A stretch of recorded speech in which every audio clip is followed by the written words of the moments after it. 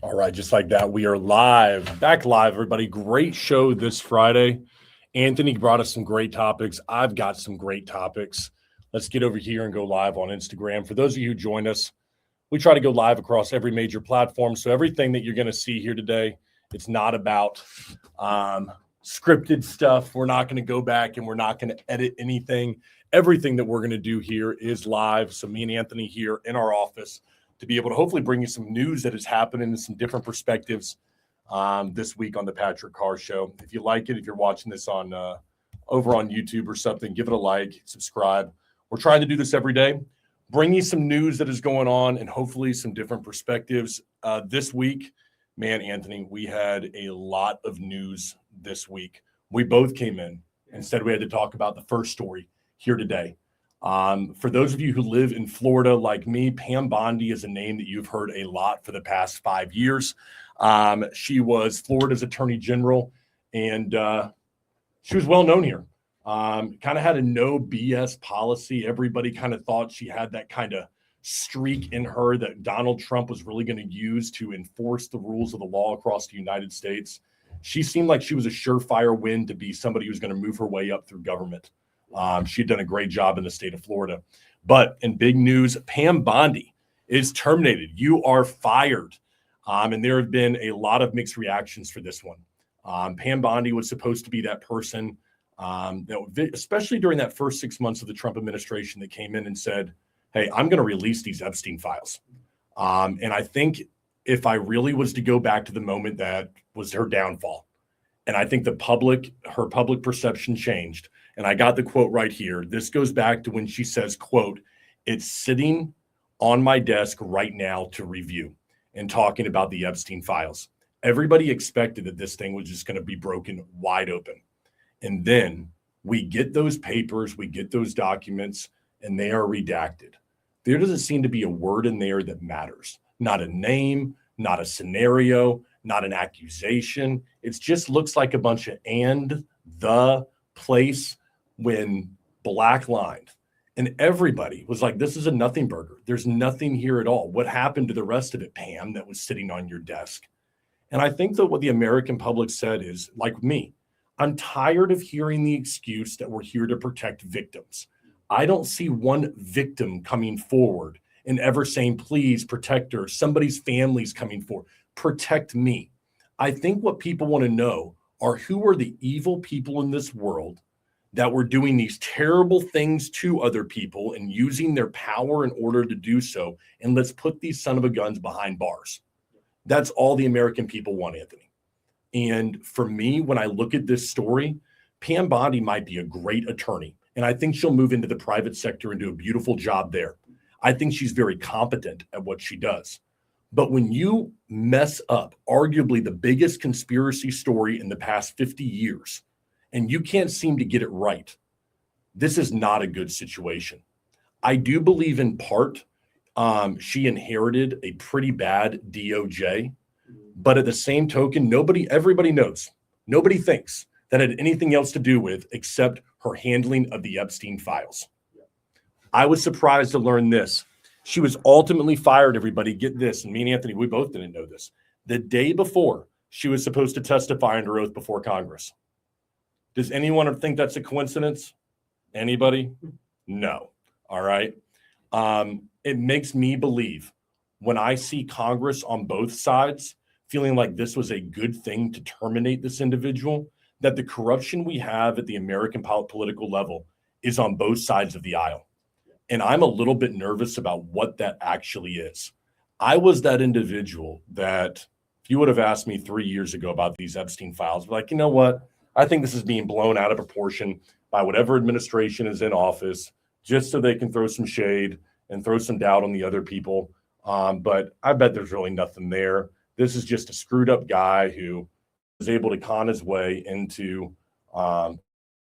into the rich and wealthy. But I don't really think there's much there. That's me 3 years ago. Now, we've gone through 2 administrations. Both don't seem to want to get any of these files out there to people. They both continue to hide behind ongoing investigations, redacted documents to protect victims. And what I look at here is I look at a situation where if I am a victim and I'm somebody that's out there and I was a victim of terrible people, I want those people put in jail. That's what I want. I want them to be castrated. I want the worst of the worst to happen for these people. And it seems to me, Anthony, if I had to peel back the curtain a little bit, from what I've seen of Pam Bondi, she comes across as a straight shooter, an individual that I think was trying to probably do the right thing. And then you're put into an administration where probably there's a lot of power on both sides. And then you've got power, you've got public pressure to do the right thing. So you're thrown into a weird DOJ that's all sorts of crazy. You have Donald Trump as your boss, which no one I think would say that that's an easy job to have that person as your boss. And you've got these files that you're supposed to release and make public. But then on the back end, after you've been told you should do that, I think someone walks in your office and goes, yeah, I mean, that was a cute speech and all, but that ain't going to happen. Yeah. And then you have to walk back your comments without saying that's what was happening. You can't say, well, they told me not to. You've got to take the blame that somehow you did it wrong. And then I think that what happens is the political powers walk into her and go, listen, you got to go before Congress tomorrow. That's cool. We know you don't want to. And you're basically going to look like a moron because there's no way to defend your position when you said what you said. So why don't you save face, go up back to Florida, go with Morgan & Morgan, get a $2.5 million a year job or whoever you're going to go with some private firm, move to New York, live your life out in California. You are the Attorney General for the United States, okay? You can do whatever you want in the private sector. Go out there and enjoy your life. That's what you need to do right now. And she goes, yeah, I'm not going before Congress to get drilled on both ends of this thing. Nobody's on my side when I walk in there. And that's a problem. I think it's this is kind of pinning the blame on her for just both sides, where it's like one side doesn't want to release the files, one side wants to release the files, and then she's in the middle, and they're just kind of both blame her and just didn't want to go up and kind of blame both sides. So I actually, sorry, 1 second. Somebody wants to join live. So I agree with you. I don't think she can win. No. And when you talk about going before Congress, right? I look at this and I think to myself, she had to go before Congress and she was about to sit in front of a bunch of people and nobody wanted her to win. It's like normally you have one side of the aisle and you have a Josh Hawley on one from Missouri and he's doing the conservative route, okay? And then you've got somebody on the left and they're doing more of that left side and they're drilling them. You have one side that likes you got one side that's against you, and that one side sticks up for you, the other one gets a little bit out of hand. She was about to step in front of a Congress where nobody was going to have her back. Everybody wanted to see this woman fail. And so when I hear quotes like Democrat Thomas Massey saying, I support Trump for firing Pam Bondi, Representative Nancy Mace said Bondi handled the Epstein files in a terrible manner. But yet none of them want to see any corrections. How would you do it different? What do you want to see happen, Massey? What do you want to see happen, Mace? Everyone seems to want to go to each administration and say, no matter what, the Department of Justice handled this problem incorrectly, but no one wants to say what they should do better, which is simply release everything that you have. Release all the documents. It's not that difficult. I think that the American people just want to see how terrible these people are that are in power. And I don't think there's any doubt anymore. Right? That these people, that we just have sickos that are at the very top. I think one issue too, so the names that have been released, they're not doing anything with them. They're just we're not investigating them more. We're not doing anything with them. Whereas other countries like England, they're taking them to jail, taking them to court, doing all this stuff. We're here. We have the files. We have everything. We're not doing anything with them. So here'd be my question then for you. I'd love to know your opinion about this. Do you believe that it's because we already kind of assume that it's the case? Let me give you an example. If there's a movie star and it came out that movie star was some big movie star that was on there, Charlie Sheen, okay, known for his partying and everything. let's just say it came out that Charlie Sheen was a frequent visitor to Epstein Island. Is there anybody in this world that would go, wow, never saw that one coming out in LA, right? And so when I look at this, I think to myself, I kind of think the American people at some level are just kind of numb to it.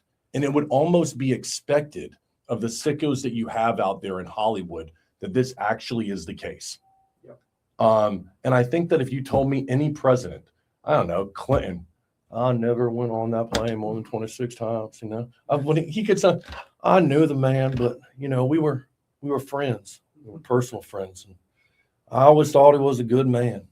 Oh, I always loved this one, the Clinton, like when he used to do this stuff. I always thought that was real, and he'd do that kind of thing. It's like, come on, no one believes that, right? So would anyone be surprised if Hillary Clinton was involved with this? No. I would think, okay, it finally came out and we can move past this thing. And if you told me a third, a fourth, a fifth of Congress, 20%, 30% was involved with this, again, I'm not surprised here at all. And so I think that the reason this, Pam Bondi goes is because obviously you want to protect who's at the very top. Donald Trump is moving in his personal attorney into the position, which will slow down any kind of proceedings that happen. That guy is going to listen to exactly what Trump wants. And you know what? I don't know if Trump is guilty or not of anything. I'm a Trump fan, but I have to admit that it is a little bit fishy how the man is handling this situation. And if you want to be unbiased in this, you have to look at this and go, something's not right. Whether it's him that's involved or somebody that's important to him that's involved, this is not being handled in the correct way. Yeah. And yeah, it's hard. I don't know what else to do. Like how, as American people, how can we get these clear? There's not really. It seems like you're just every day you're waiting for the shoe to drop and it never does, right? Yep. It's just an ongoing thing. And part of the reason, I'll tell you, Anthony, I think that it is news is so fast now. Mm-hmm. What we talk about in this show this morning, early afternoon here on a Friday, by Monday doesn't matter to people. We're going to talk about the story in just a second with the Artemis 2. The space travel around the moon, something that I would have thought would be front page news everywhere, all over the world. Yep.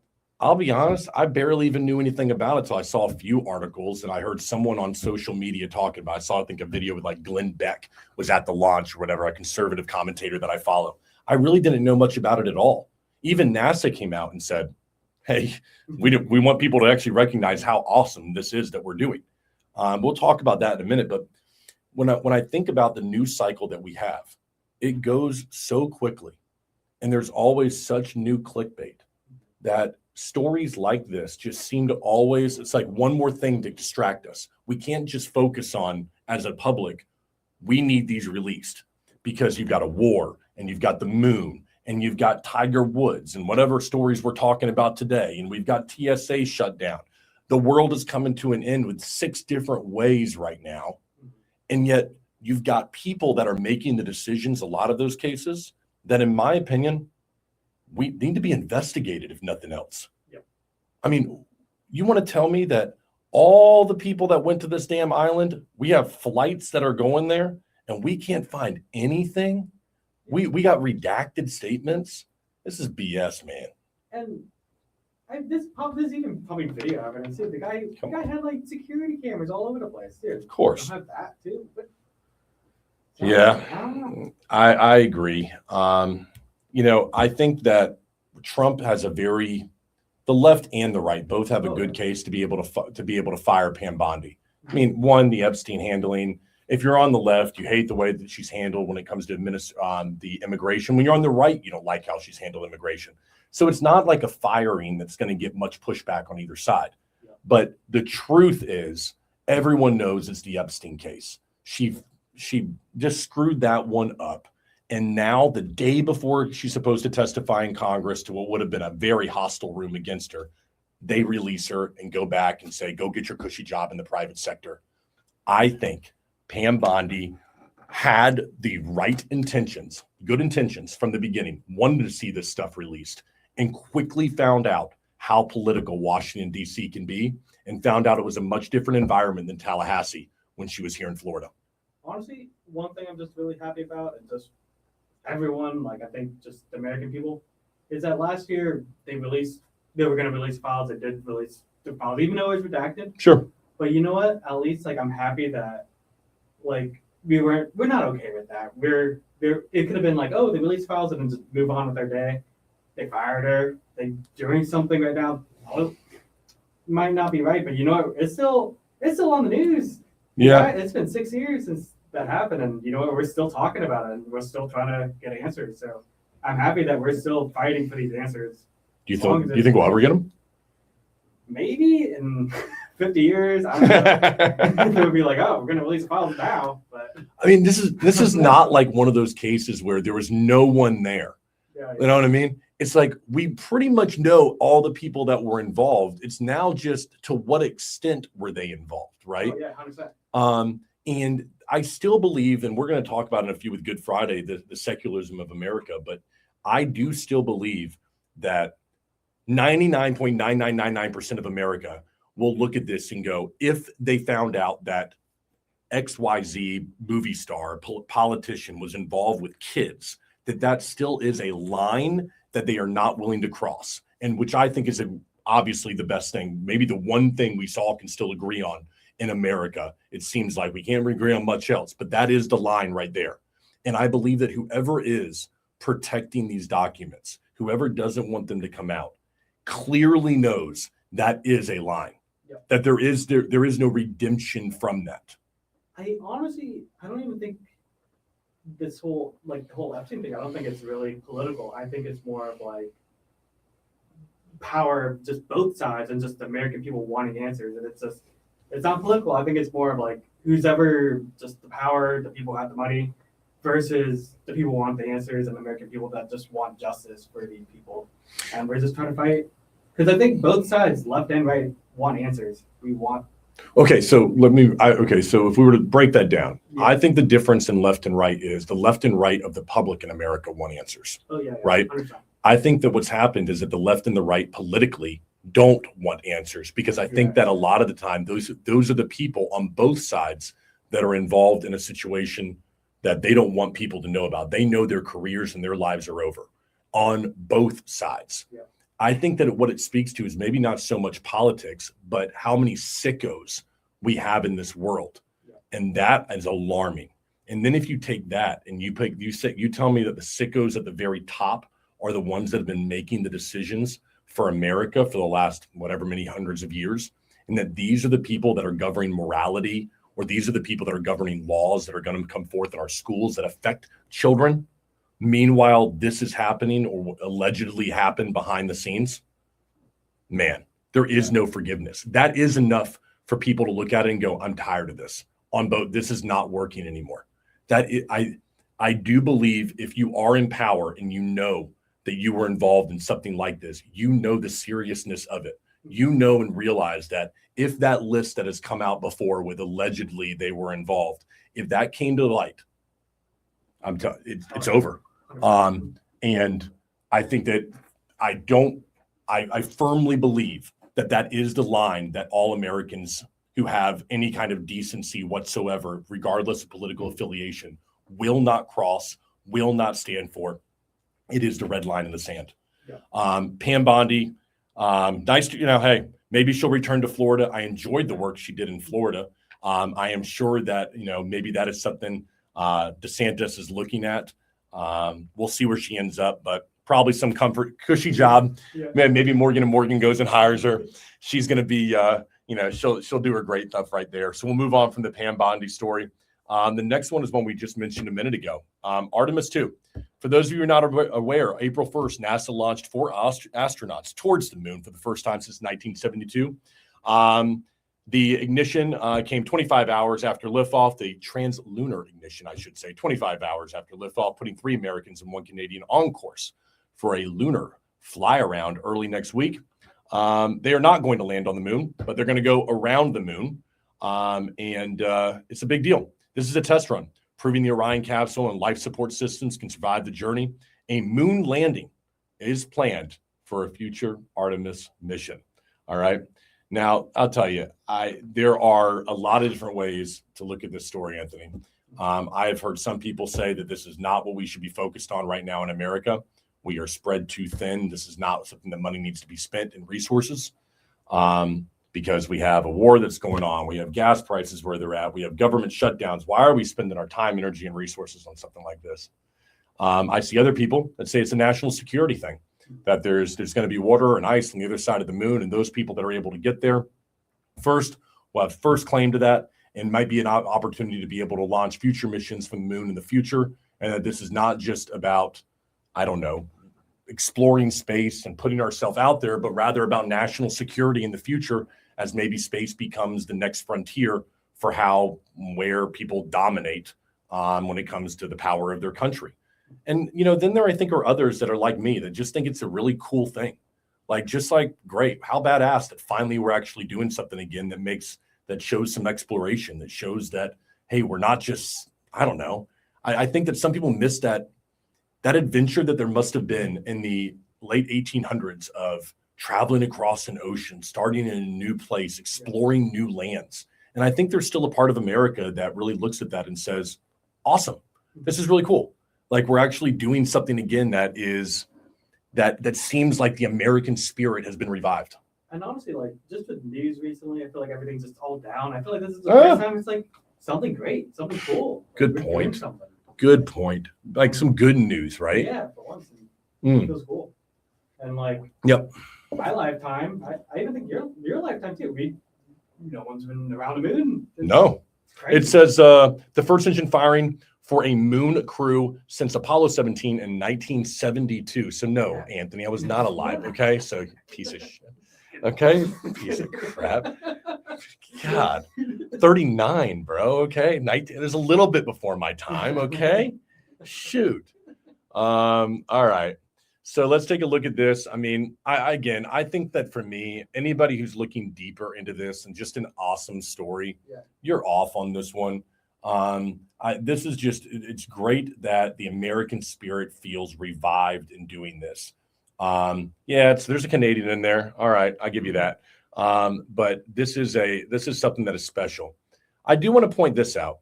There are some concerns out there about this for one reason, which I think should be pointed out. Although this is a NASA mission, primarily this has been built by the private sector, has built this rocket, something like SpaceX. All right. And to me, there are some people out there that are saying, hey, this isn't a good thing. Now we have the private sector getting involved with exploration like this. Because, there are going to be people who say that the last thing we need is more capitalism out there and more private companies trying to explore areas and take advantage of them at the expense of the common man. All right. I look at this as a positive thing. Finally, we have the private sector getting involved and helping the government sector move forward, pushing the government sector forward. No one thinks that the government is efficient until you get competition in there that says, let's move this thing forward. We can do this. And what we have is, in the government, I think the timeline is 5 years. In the private sector, it's 5 weeks. And when you do that, people will actually, they're gonna do that thing. They're actually gonna rise to the occasion. The private sector, I think, pushes the government to be more efficient. So combining the two, great. You're right. SpaceX does some crazy cool stuff. And I bet that we couldn't do this mission without SpaceX. And how cool is it that we have SpaceX to be able to perform this stuff like we haven't been able to do in over 40 years? Yeah. It's a great thing. I got a lot of haters out there. I don't think this is the case. Like you said, I think you're right on this one, Anthony. Just good news across the board on this one. I want to move into our third story here. Not as good of a news, okay, especially for those of you who have traveled in the last month.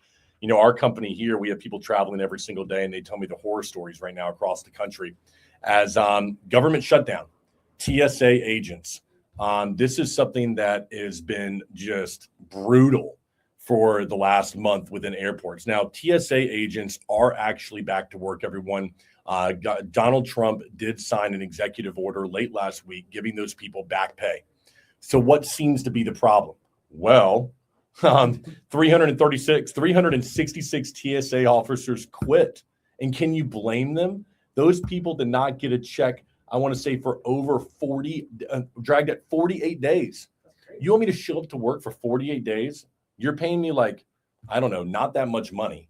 And you want me just to continue to show up and work my butt off and deal with passengers who are probably jerks to begin with. I've been to how many airports. I see how TSA gets treated like they're not even there. They're just annoying. And then you want me to show up for 50 days practically and not even get paid? No, I'm good. I'm out. Why would I want to do that? And so as TSA has gone back to work, you've got all these open positions now that are not filled. They're going to need to fill. And in the short run, if I'm looking for work, do I really believe that I'm going to go work for the TSA, knowing that at any given time the government can shut down? And then what? I get my pay taken away. I've got my job at no fault of my own. I've been doing great work. And yeah, there's back pay. Sure, great job, government. What about what do you think those people did? Yeah. You think they had to go to their apartment complex and go, hey, by the way, for a month and a half, I'm not going to pay you. I'm with TSA. And the apartment, like, yeah, sure, good, you're good. Mhm. No. They have to still find a way to feed their families and pay health insurance and do the things that they need to do. And meantime, it's just supposed to be understood that, hey, stick in there. That's not fair and it's not right. Both sides of this equation are wrong. And you don't right, left, the government. No one should have their work and their livelihood taken away from them because of ICE, which is what it all came down to, Anthony. One side didn't want to fund ICE. The other side wanted to fund ICE. And in the middle, you've got DHS. And what can be in the middle that we can take funding away from? TSA agents. So let's just play it off that it's their fault that TSA agents are this way, and it's their fault that they are pointing the other finger. And who loses? People, just average, everyday people, and the workers who are out there across the country just trying to do their job. If you want to make it, like I always say this, if you want to make a difference, I mean, it'd be kind of, I'm trying to relate this to the private sector. It'd be like if operations and sales in a company couldn't get along. And because they couldn't, hey, let's use all the administrative positions in the company and tell them that they just don't get any pay because we're going to go on strike on both sides. And so you all in the middle who are administration, you've been doing a great job for both sales and operations. But because both of us don't get along right now, you don't get your job anymore. And then they're sitting there going, well, we've been doing our job, us, 50 people here in a large company. And then they're sitting at home and they're getting calls from the salespeople going, can you believe those operations people won't let you come back to work? And the operations people are like, man, those guys are jerks over there, aren't they? And they're just sitting there going, I don't care whose fault it is. Why am I the one paying the price? Because you two can't work out your problems like adults. Yeah. It wouldn't happen in the private sector and it shouldn't happen in the government where people like that are the ones that have to pay the price. And I can't blame somebody for not wanting to come back to work, not wanting to come back to the place where obviously what you do is not appreciated and you're used as a pawn. Honestly, I can't even imagine being a TSA agent because this isn't the first time No. this year. This is the second time. Yeah. I think it was the second time. Yeah. Two shutdowns in 2026 arose from disputes about immigration enforcement. And so it's the result, 61,000 TSA employees working without pay. We're not talking about a few thousand people here, everybody. I mean, obviously what we see is when you go to the lines and, when you're trying to get your bags checked and you're walking through TSA at the airport, but it goes so much deeper than that. $1 billion in wages, unable to afford food, gas, housing, childcare, all of these things. And meanwhile, I love TMZ. I got to give TMZ some credit. I don't know if you saw that story. TMZ went out there and said, hey, what we want you to do is if you're in the public and you see anybody from Congress that's out there on vacation, having dinner with their family, doing things like that a normal everyday person would do, take a picture and send it to us. Let's put them on blast. I love that. Oh, that's awesome. I was like, good, shame them. Because you know what? It isn't fair. That person in Congress who's definitely making, I don't know, I think the average in Congress, I think the minimum in Congress is $400,000 a year now. I want to say it's somewhere around in there for U.S. congressmen. I could be corrected on that. But either way, we know they're doing so much money on the back end, okay, that they're making millions of dollars. If you're out to a nice dinner with your family, meanwhile, the guy who's in your city, based on the fact that you can't be an adult, have a conversation and come to a negotiation, which really isn't that freaking hard. Just have a simple negotiation over one subject and both sides walk away with something and keep that person working for their family. And you're going to go out and have a nice dinner or go on a family vacation at that time. That is not fair. That's not a government servant, in my opinion. That's somebody that's just a dictator out there. That's not what people want to see. So, I mean, I saw where TMZ put out that story, and I hope they were able to put some people on blast. I don't follow TMZ, but I'm hoping they were able to do that. It's when, I don't know about you, but it feels like to me all the time there are people at I don't want to say menial levels, but they're at salaried level of government positions that are public facing, like TSA and park rangers or something like that. People who work in these places. And they seem to always be the ones that are the pawn. They seem to always be the ones that are hurt by this. It never seems to be somebody who's in the government, never, or higher levels of government. It never seems to be the judges. It always seems to be people who have no control over the situation, and they're not even part of it. Yeah. They have no interest in it, but yet they're the ones who pay the price. And for me, what that comes down to is you have individuals that can't have a simple negotiation. I don't get that. Have a conversation, but be an adult. Like be bigger than a 5-year-old. Be willing to have that conversation with somebody. And I feel terrible for this. I think they're going to have a really rough time finding new people to go into these positions, knowing that at any given time your job can be taken away. And who knows what's going to happen in the next couple of years of the Trump administration here. In addition, one thing I learned by reading this is these people that did leave, they voluntarily left. They gave up their badges, they gave up their credentials. So you can't just hire these people back. They have to go through a process. To get back in. So even if you decided, you know what, I haven't been able to find work, I'm going to go back and I'm going to go back. It's not like they can just hire you and immediately start you. You've got to go through clearance all over again at a federal level. So this is going to have to be something that's going to be ongoing for the American people, probably for months to come. And that's assuming that there's nothing else that's going to happen. Terrible thing right here. Moving on to another story, which is gas prices, everybody. If you have been to the pump lately, you know just how bad it is. Florida gas prices, where we are here, hit a 4-year high at $3.99 a gallon. That's $1.06 more than it was last month, meaning basically we have a 25% increase in 30 days. Crude oil surged past $100 a barrel, driven directly, they say, by the Iran war and the threat of the Hormuz closure. Amazon came out and said they're going to do a 3% surcharge on third-party sellers to cover the fuel cost. It is never going to be someone like Saudi Arabia who pays the big price. It's always going to be the consumer who pays the price. Because as soon as they raise that charge for Amazon, what are those third-party sellers going to do? Raise their prices. They're not going to take a 3.5% hit. Maybe they take some of the hit. They're able to absorb a little bit of it for the American people because they don't want to see it skyrocket. Maybe they lose some sales, but they're going to raise their prices. And so not only are you paying more for your goods, or paying more at the pump, you're paying more if you want to go onto Amazon and you want to buy a pair of shoes, immediately. And so that dollar that you were making last month doesn't go as far as it makes this, or as far as it goes this month. And it's terrible. Includes anything too, just like clothing, all that stuff that's getting shipped over. Pricing for gas goes up, everything goes up. So it's going to be crazy for. And it's not done yet. No one's saying it's stopping right here.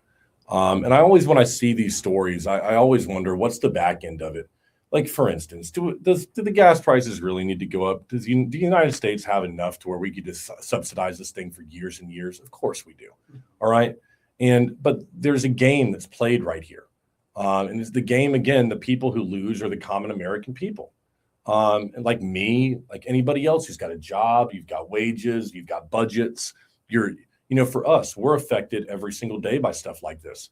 Our trips that we're booking right now that I have contracts for have accounted for some increase in travel cost. But we have less money that we make now. My costs have gone up for travel.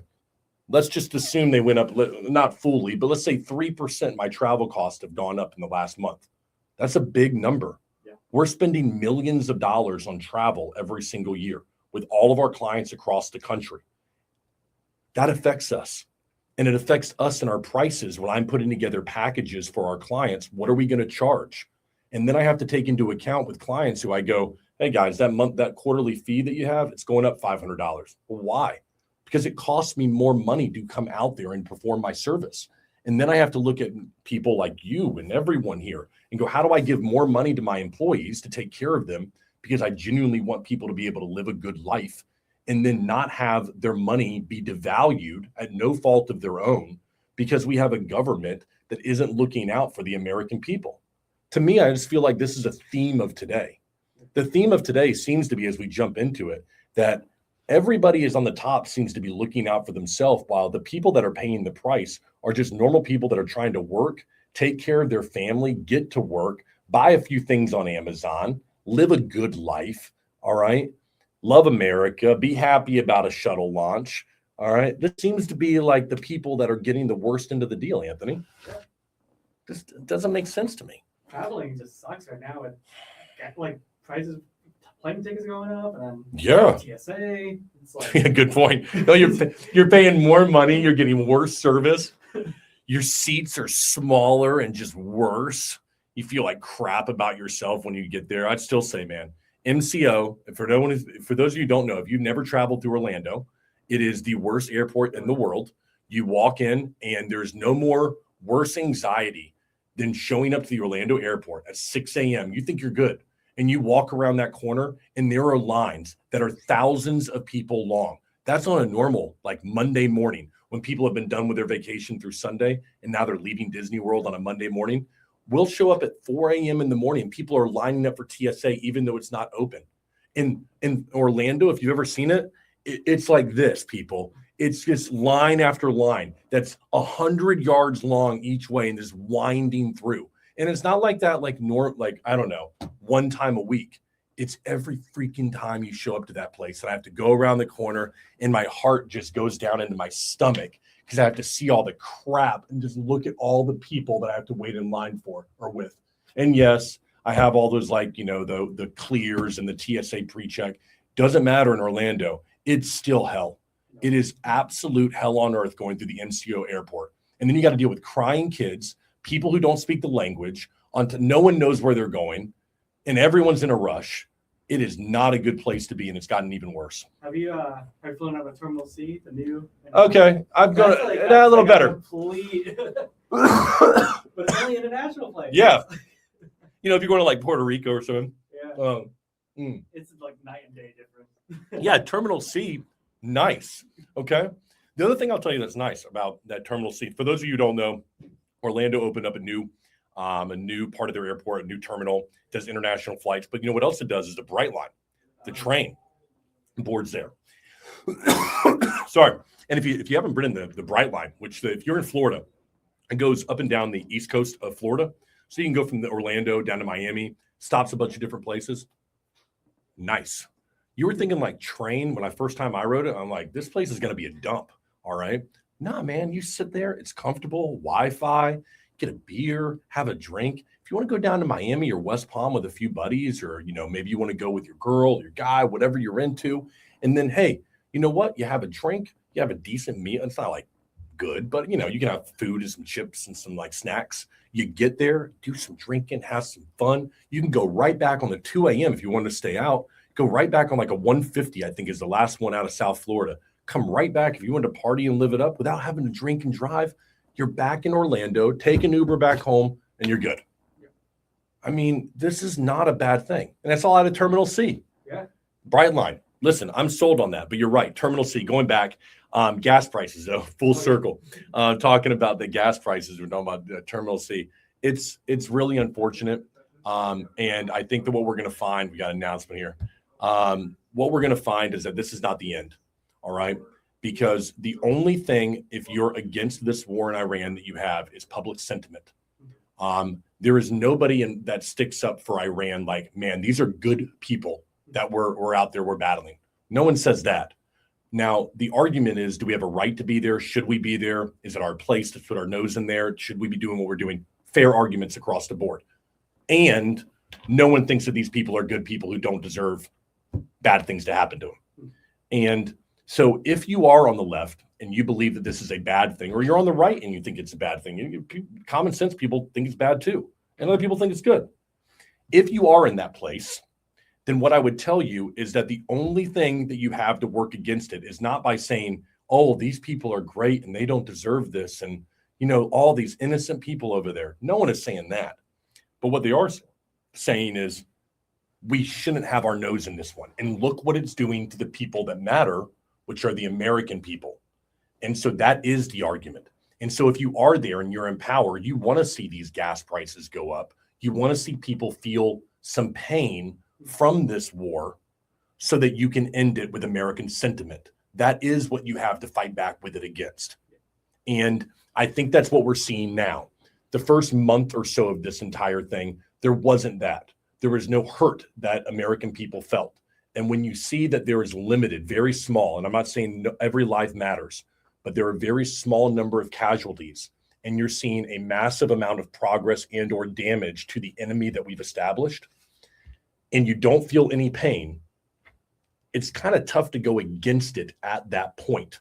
And so what I believe here is that we have a situation that we have people that are against it are starting to kind of wake up to, hey, what is the way to get at this war in a different way?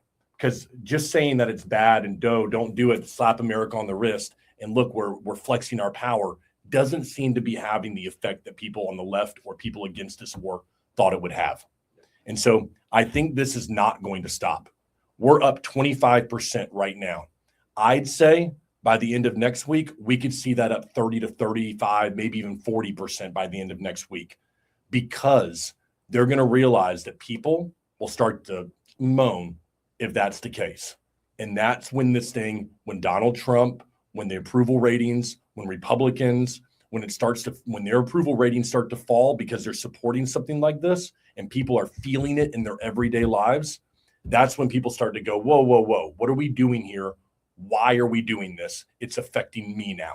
Yeah. Personally, I like what we're doing here. I believe that we were either going to do this now or we were going to have to do it later when it was more difficult. I don't believe that this is something that was going away. And when I look at something like that, I always think you need to do something now. And we can disagree about that. And I think people can. That's why I believe, though, that it was the right move to make. But just because it's the right move doesn't mean that it's going to continue to get support. I think right now people are okay paying a little bit more. Continue this, and you're going to see the American approval for this drop off like a cliff by the end of next week. Number 5 here, everybody. We got 5 or 6 stories out of the way. Is Tiger Woods, man. This one pains me, but it brings up such a deeper issue. I mean, listen, I don't care who you are. Tiger Woods, I mean, he's up there with Michael Jordan. Yeah. And I think that if you look at Tiger Woods in the late 90s, early 2000s, you had this guy that was just felt like a machine. Nobody felt like they could relate to him. Yeah, you had the Nike golf commercials, but I don't think you would look at that guy and say he was a really liked athlete. He wasn't a Michael Jordan or, even a LeBron has done a very good job of it. But no one liked. You thought he was a great golfer, but his personality wasn't very likable. He goes through a lot of crap. He comes back on tour. When it was a few years back, I don't know how many years ago. When did he win the Masters? Can you look that up? Yeah. When did that iconic moment where Tiger comes back? Was it 2020 or 2021? Maybe it was 2019. What do we got? I mean, he takes 2019. Okay. He takes that break, right? Tiger Woods comes back. And when he walks down that hole, that iconic moment, and everyone is behind him as he walks down that, I think, 18th hole. And it's just like, he's back, man. And then you got a chance to see this different side of Tiger Woods. And what I call like the second chapter of his career. And although it was a shorter chapter and it's been less dominant, or that part was less dominant, he was like friendly. You got a chance to like see this personality and this side of him that people, I think, were falling in love with. And even though he wasn't as dominant of a player, you were still cheering for him to catch Jack Nicklaus and to break the record. And people thought, is it still possible that someone could obtain the unobtainable and break this record? And I was really enjoying seeing Tiger Woods like this. And when that happened, I was like, man, there's a chance. And what a fun guy to root for, because it was such a comeback story. And then we start to see a different side. All right. We back in 2017, tough time. Tiger Woods gets pulled over 2017. Toxicology reports say no alcohol in his system. This is when he had a laundry list, as we can look at here, of painkillers and antidepressants, you name it, across the board. This story was part of what made that 2019 comeback so special, because everybody had thought that this guy's done, man. I mean, he's going to become the next guy. He's washed up, washed out, and damn, another almost like a child prodigy that people are going to think what could have been if he could have just stayed healthy, right? Comes back. I'm thinking that things are okay, right? But come to find out, this guy has really been struggling hard. I think this man has gone through it. The pain, what I've heard is described as just unimaginable pain the man is in after 27 plus surgeries that he has had. And if you're not aware of the case of what happened to Tiger Woods, we talked about the 2017 issue. It was March 27th, though, just last week. He's arrested in Jupiter Island, Florida, on suspicion of DUI and other charges following a single vehicle rollover crash. According to reports, Woods told authorities he was distracted by his phone when his SUV clipped a trailer attached to a pickup truck, causing his car to flip onto its side. He was able to crawl out of the vehicle and was reportedly unharmed. Authorities found him showing signs of impairment, described him as, quote, lethargic and, quote, sweating profusely. He tested negative for alcohol, blew all zeros. Body cam video from the arrest was subsequently released. If you haven't got a chance, go take a look at it. It is pretty disturbing to see somebody. It does look like he is under the influence. In which he says, I quote, I looked down at my phone and all of a sudden, and he goes on from there. He did refuse a urine test. And it's pretty clear the guy was on, again, a lot of painkillers, a lot of drugs that reportedly are prescribed to him. And you have someone here, I imagine, just in such immense pain right now and is unsure about what to do with his life and maybe where he even goes from here. I think it's kind of interesting too, because I think for me, at least seeing this case, was like DUI, like, oh, you're thinking like drinking under the influence. Yeah, it's like that's what I thought. Different.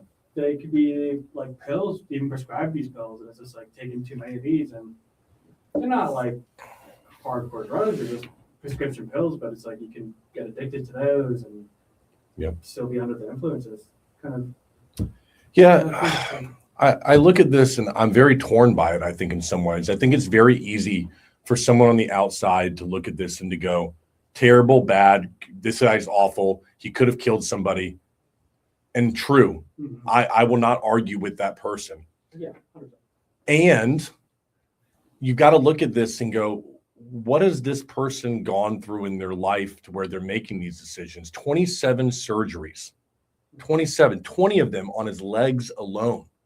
This guy reportedly is under absolute, just excruciating pain every single day. A medical crisis is how it's been described. And I think about that. I have to admit, I've got some level of sympathy. I do. Although, do I excuse the decision to get behind a wheel? Not at all, especially given the amount of money, billions of dollars. And that has to be taken into consideration. And I believe it should be taken into consideration as well when it comes to sentencing for something like this. And I think that a lot of people are upset because this is a guy who's going to rehab. The judges sent him to rehab overseas, not even in the United States, okay? And I think that some people look at this and go, hold on, man. If I was an average everyday guy, all right, and I went through a terrible injury and I had these drugs in my system in 2017, I almost killed somebody. I almost killed somebody or could have killed somebody this time around. Do you think that the judge is sending me over to Europe to go through my rehab over there and to go through physical and mental therapy or whatever? No, of course not. There is a little bit of that side, I think, to people, Anthony, that goes, you know what? Like, this is just the rich getting off again. Tiger Woods over here is just going to continue to make mistakes, and he gets off from this kind of stuff. And when the average person just wouldn't. I get that side, to which I say, yeah, he's Tiger Woods. And it's Tiger freaking Woods.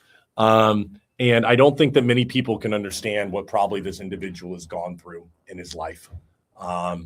And I think that there's probably, Tiger Woods is 50 years old, man.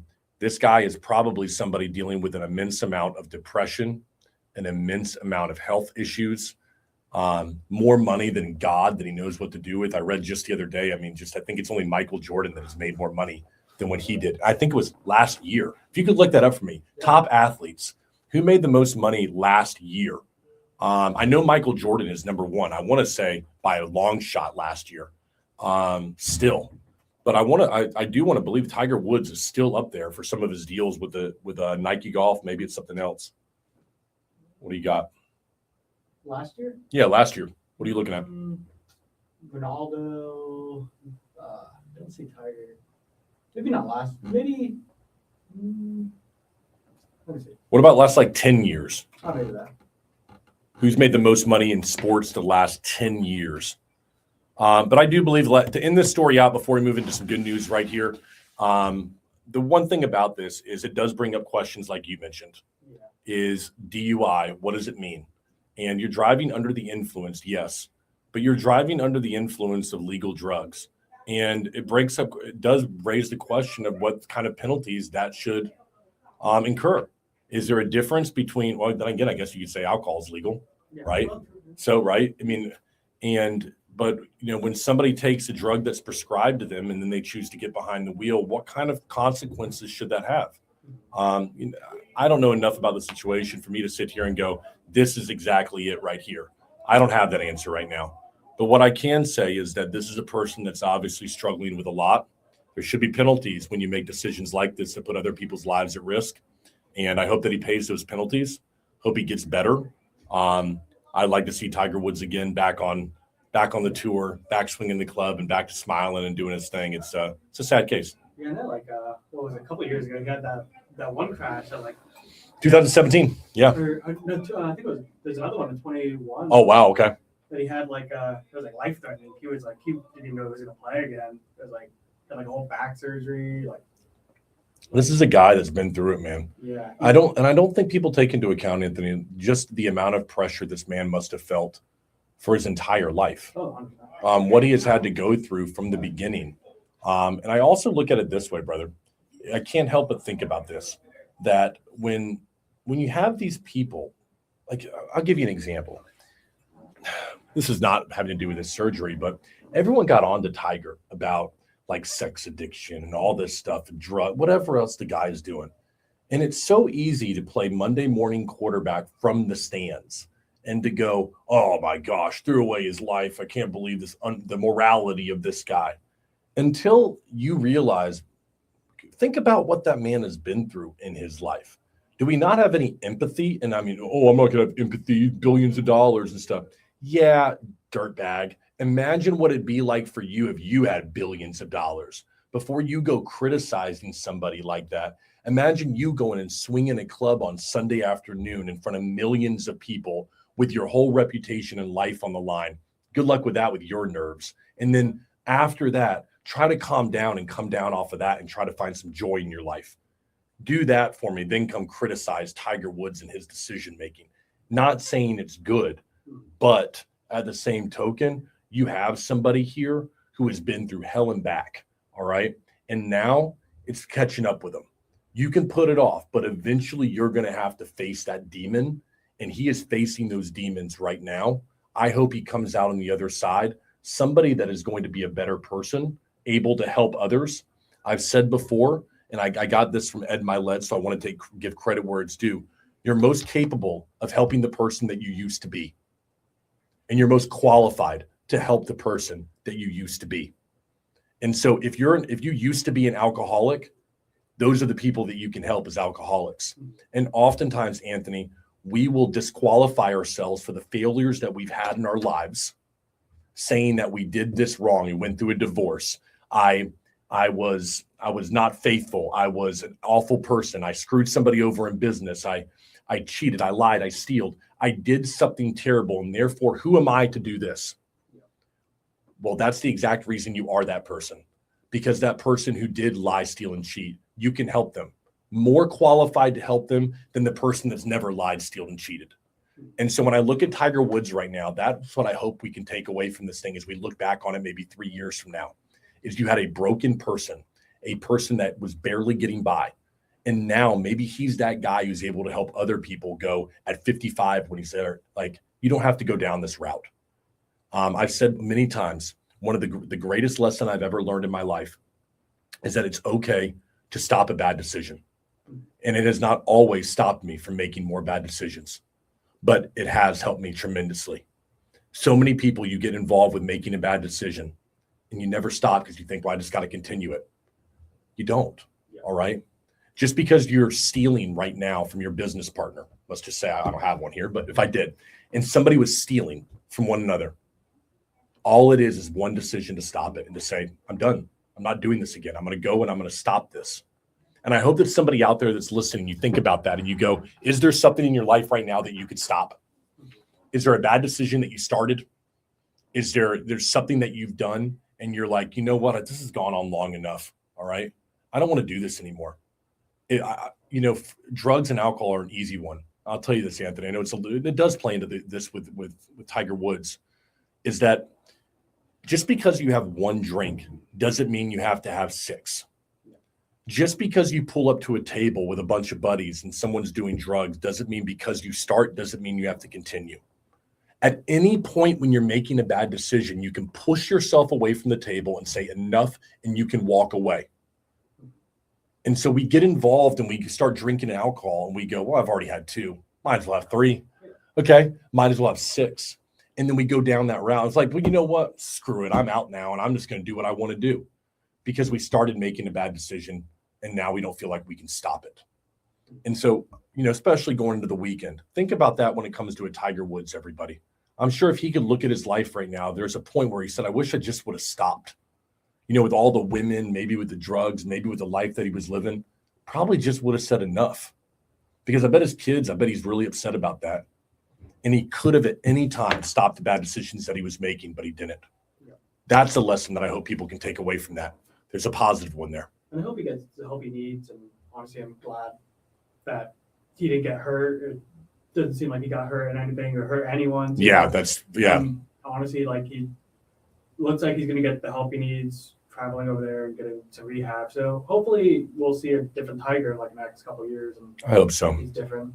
I'd really love to see that. I'd love to see the guy out on tour at the Masters, like some young guy. And then he plays him close in the Masters at 55 or something. Maybe it's possible. Who knows, right? Yeah. And what a moment that would be. America loves a comeback story. All right. We loved the first comeback story of Tiger. And I think that we're looking at this, and I don't think anybody looks at this guy. Fortunately, he hasn't hurt anybody, right? It's not like we're not there yet. God forbid he continues to go down this route and does.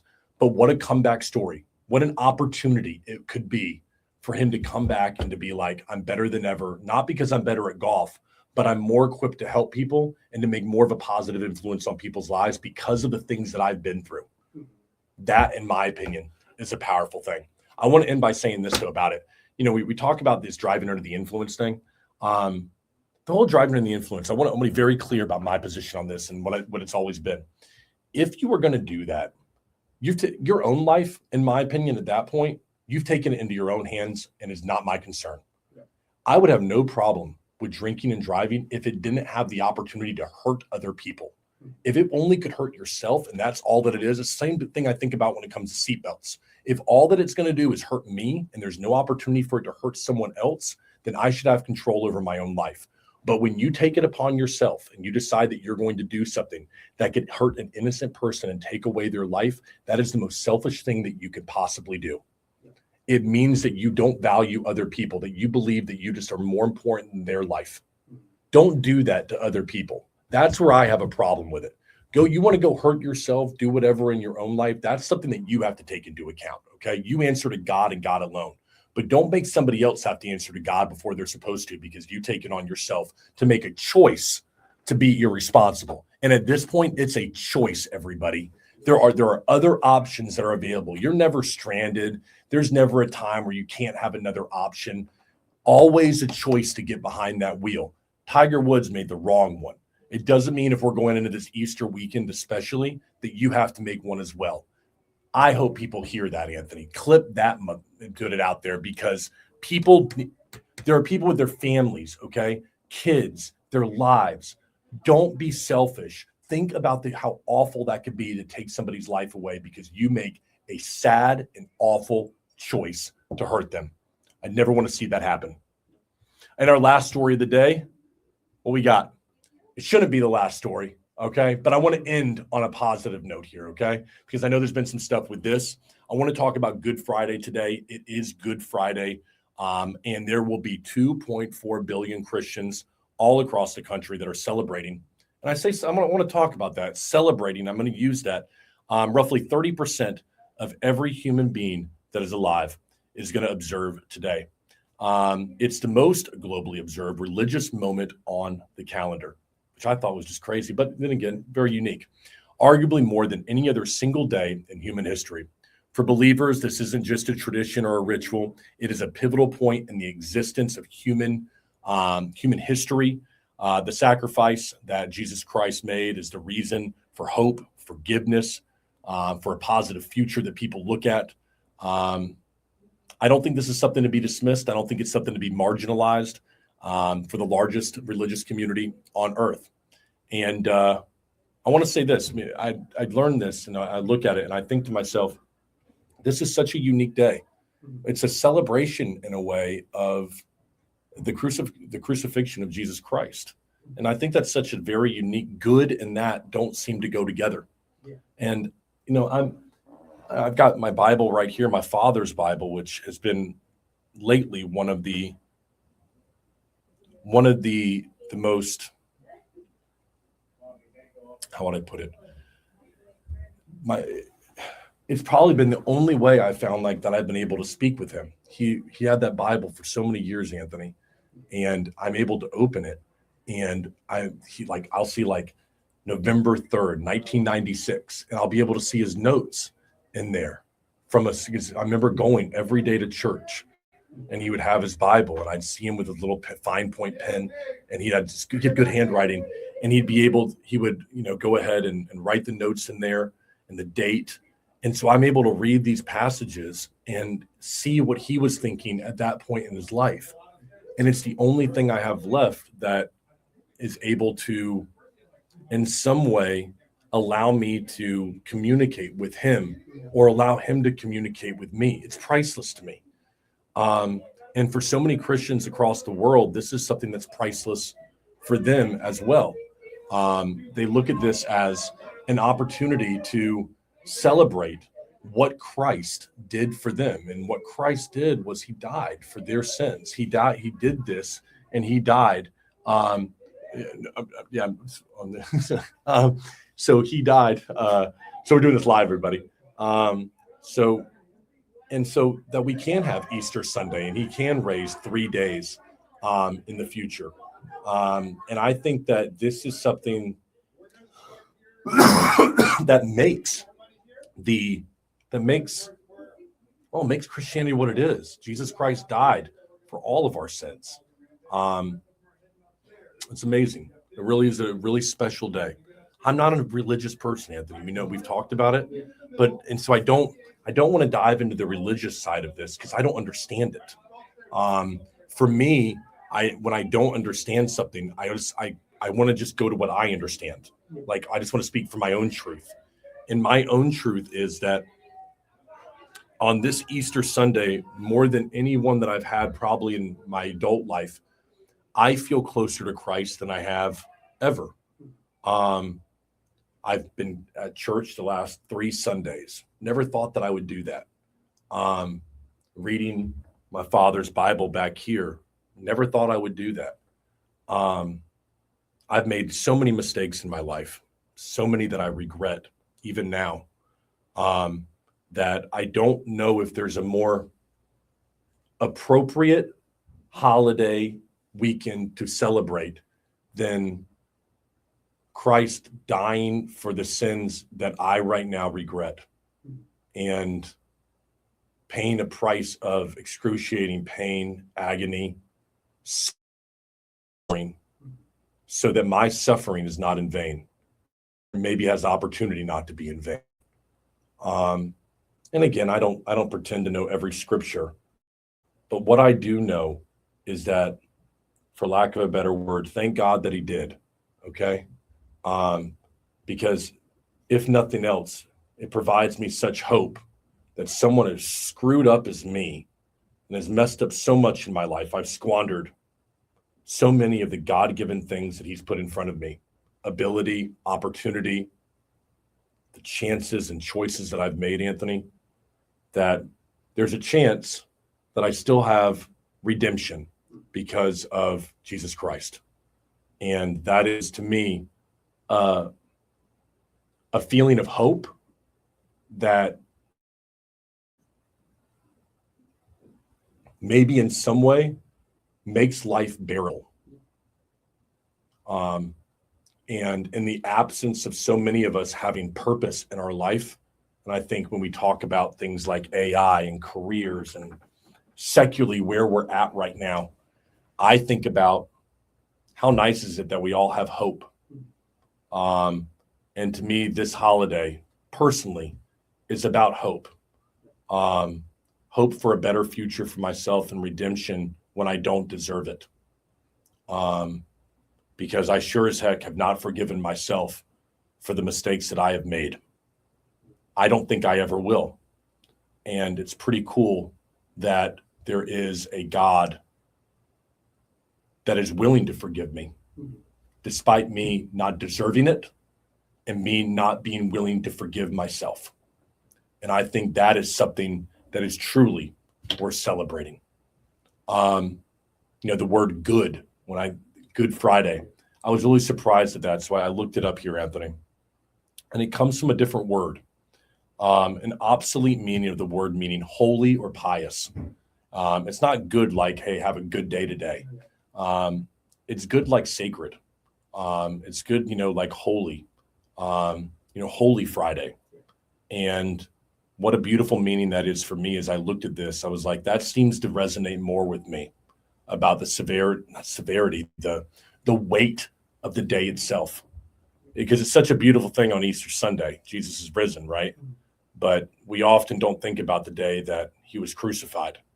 And it's in a world where we seemingly are more secular than ever. And and looking at this story, for Americans, 30% now of Americans would identify as non-religious. And it seems like that number has only grown. I used to be within that category, and I find myself increasingly out of that category. And I think there is a reversion that's happening in America. I see it. I think I saw it at its peak with Charlie Kirk when that happened. But I think that there's been a revival in people your age, right? In a younger community of people that are saying, you know what, there's something to this. And I'm really happy that that's happening, because when I was in my 20s and early 30s, I didn't feel that way. And now at 39, I find myself, when I make mistakes and when I'm at my lowest, which, as you know, there've been some really low points in the past few weeks for me, some of the lowest in my life. I don't find myself looking to alcohol and drugs as much as I'm looking to try to find scripture that can give me hope. And I think it's a really beautiful thing that today is about hope for a future and redemption, in my opinion. So I think it's although I find myself right now not as maybe joyous as maybe what I should be, it's because I think there's such reverence and, like it says, such a holiness to the day that it deserves that. I'm really happy we get a chance to cover it as our last story for the day. Are you religious Not too much. Not too much. Yeah. And I think it's such a unique thing for me. I feel like I'm so ignorant to it because I don't know anything. I read because I want to feel closer to my Father. I'll be honest. I was struggling the other day with, talking to God, because I found myself thinking, am I reading the Word of God because I want to be closer to God, or because I want to be closer to what my Father felt at that time and the lessons that he wanted to teach me? Does that make sense? Because when I open this up, let me see this. Look at this. I could show a camera this, but the pages are old, right?